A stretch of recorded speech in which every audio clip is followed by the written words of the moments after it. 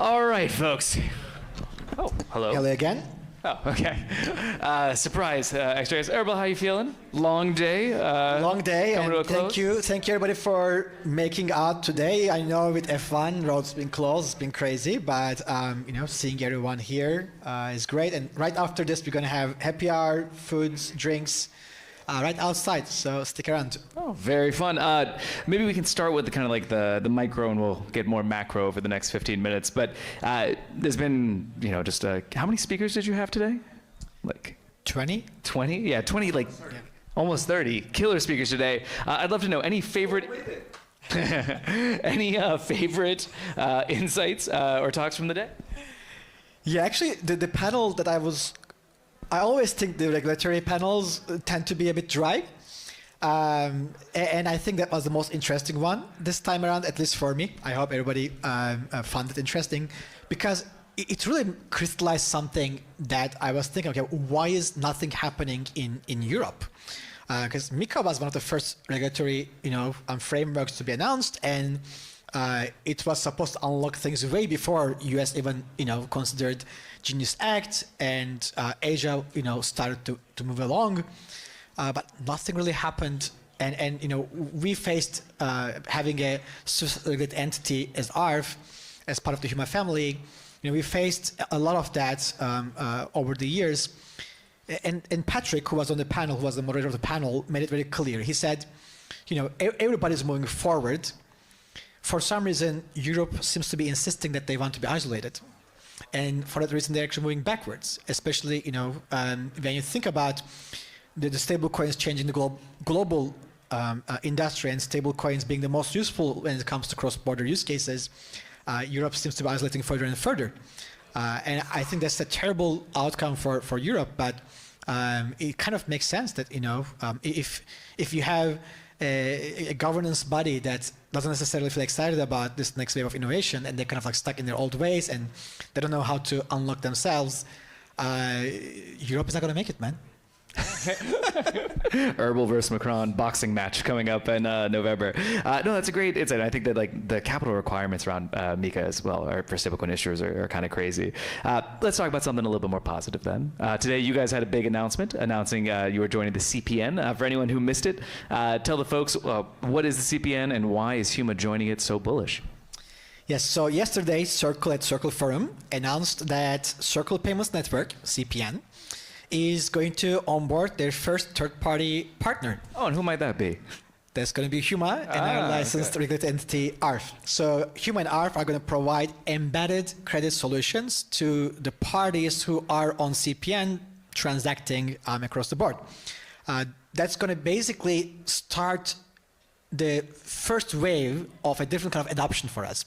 If you think about when software became more and more adaptable, it was with the SaaS revolution.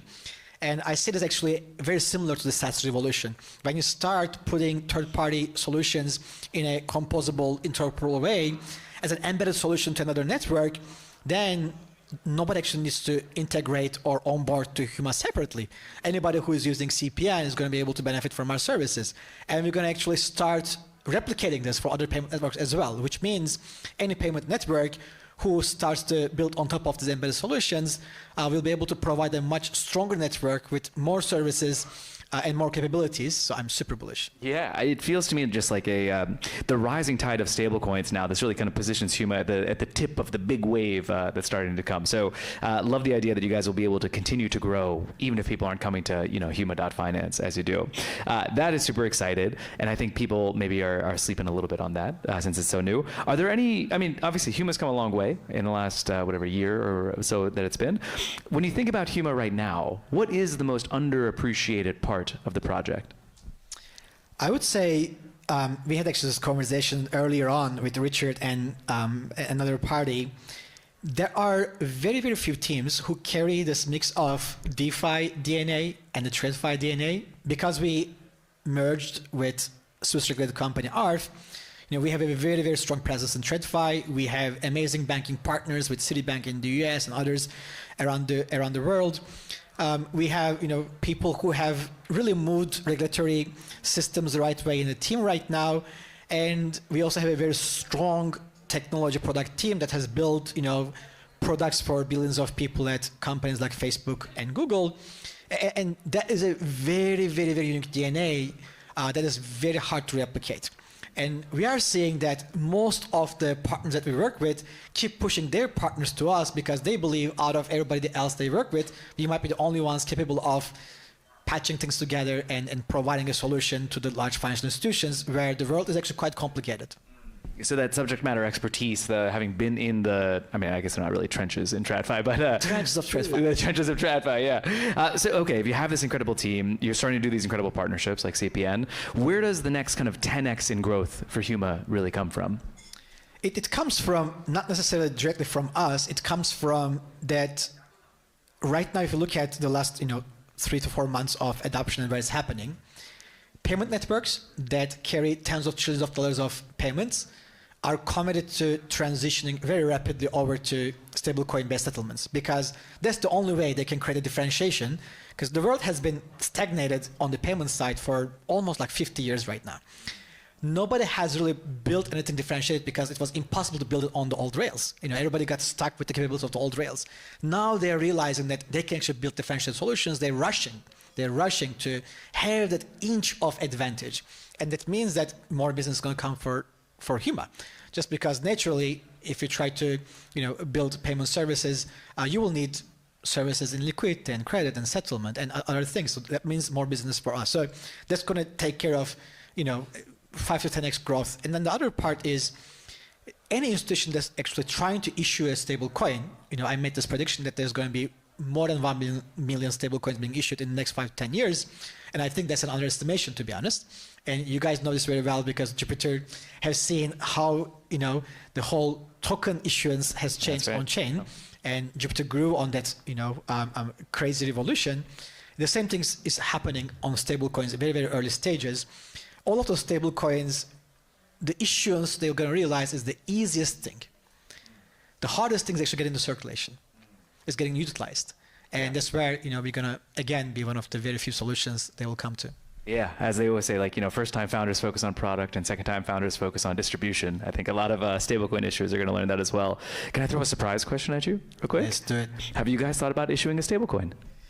Great question.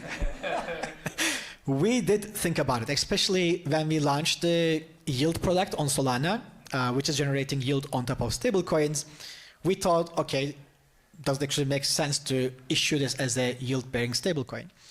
We believed that wouldn't be the best business for us for multiple reasons. Because most of our partners are licensed financial institutions, we want them to interface with the most compliant, most regulated, most mature stablecoin ecosystems. That's why we continue to work very closely with Circle, because it's much easier to convince a very, very large financial institution to adopt USDC versus a very small cap stablecoin. When I say small cap, even $1 billion doesn't cut it for them, right? And they want integrations already done with the financial institutions, on-off ramps, and all of those are very hard to replicate, and it would take us away from what we really want to do. I think it's much easier if you think about issuing a stablecoin for DeFi purpose only, but the moment you introduce the TradFi side, I think most of the companies who are issuing stablecoins for that world are going to see very soon it's not that easy. Yeah. So we talked about the kind of rise in the number of stablecoins. I love the million stablecoin prediction. As you're thinking about this, obviously it's great for you guys in the sense that you have more kind of provider networks that you can tap into. Are there problems that arise from that in terms of fragmented liquidity on chain or on Solana more generally? We just saw yesterday, I think 2 new stablecoins announced, one from Phantom, one from Solstice. What does the kind of glut of stablecoins on chain really mean for the Huma product? Yeah, so you just touched upon one of the most critical problems it creates, which is fragmentation. Fragmentation is a terrible thing. Actually, one of the reasons we came to the Solana ecosystem from EVM was we realized EVM is becoming more and more fragmented, which means the stablecoin liquidity on EVM is becoming more and more fragmented.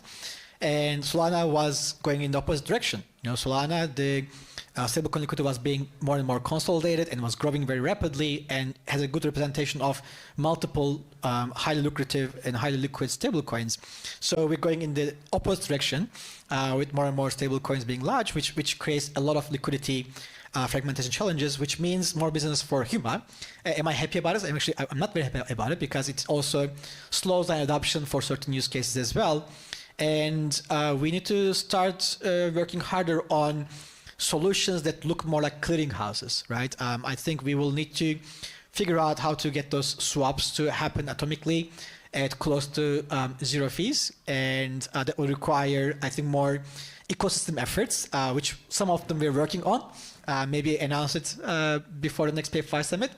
And only then, I think those fragmentation is going to feel less painful. Until then, we're going to start feeling the pain. Yeah, it's a funny thing that Solana has actually benefited so much from it really only being USDC on chain, something like 85% of all stables, right? And now they've created this like really excellent trading environment from this kind of concentration, but that's also created this opportunity that's now drawn in a bunch of people that make the whole ecosystem a bit trickier. I'm glad to hear that you're working on it. I will drop the alpha right now. I don't think I've actually said this in public. We are also working on it in Jupiter, so you'll see some stuff from us in the coming months on that side. Anyway, let's say this. We only have a few minutes left, so we can go even more zoomed out.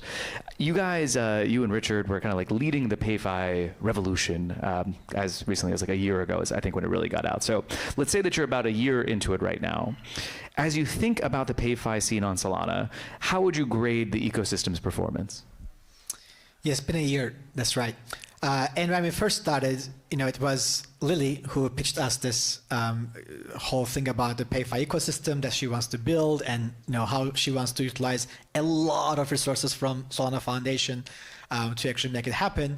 And then we had partners like also Stellar and Circle and others joining in, and we didn't know at the time like is this really going to pick up as an ecosystem? But we knew that it is important to find a place to talk about how to enable the original use case that the blockchains were built on, right? And the whole premise of the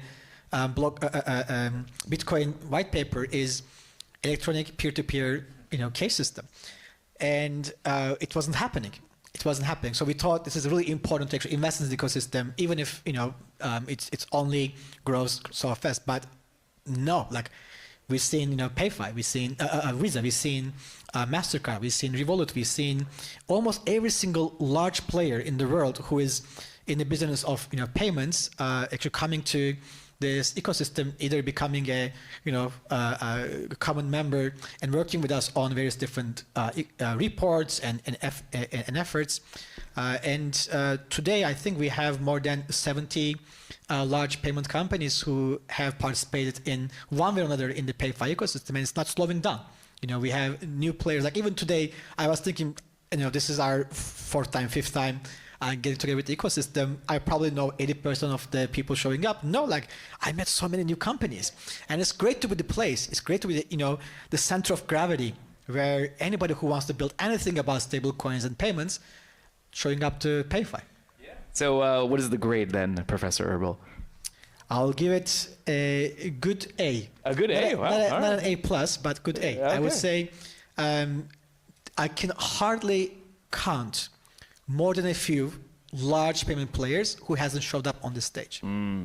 Love that. I mean, bullish for us all. But obviously, there's still a lot of work to be done. We've come a long way in a year. Maybe as we look forward, are there new startups that you think could be added? If there are any builders who are watching this and they want to kind of get involved in the PayFi wave here, what is Solana missing right now? Yeah, so this is my personal passion, and I think it's going to be extremely important for stablecoins, especially connecting the dots between more domestic stablecoins and the global ones, is the FX markets.